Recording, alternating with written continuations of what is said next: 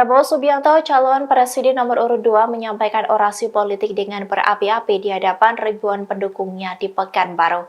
Ia membahas terkait debat Capres yang berlangsung pada Minggu 7 Januari 2024. Prabowo pun juga menyindir sosok yang bermuka tebal. Dikutip dari Tribun Pekanbaru, hal itu diungkapkan oleh Prabowo saat menghadiri konsolidasi relawan Prabowo Gibran seprovinsi Riau di gelanggang olahraga atau GOR Pekanbaru Riau pada Selasa 9 Januari 2024. Dalam kesempatan itu, ia menyinggung capres lain yang menurutnya banyak omon dan banyak kelirunya juga. Menurut Prabowo, rakyat Indonesia harus mendapat pemimpin yang arif dan bijaksana.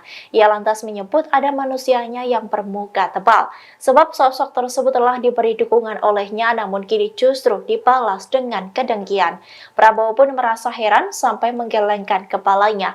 Entah apa maksud dukungan Prabowo tersebut. Namun pada debat Capres pertama, Prabowo sempat mengungkit dirinya selaku Ketua Umum Gerindra mengusung Anies Baswedan menjadi calon Gubernur DKI Jakarta di Pilkada 2017 hingga terpilih. Dalam pidatonya ini, Prabowo juga menyinggung penilaian yang diberikan Anies Baswedan saat debat kepada dirinya yakni 11 dari 100. Ia menegaskan tidak akan peduli dengan pernyataan Anies tersebut. Download Tribun X sekarang, menghadirkan lokal menjadi Indonesia.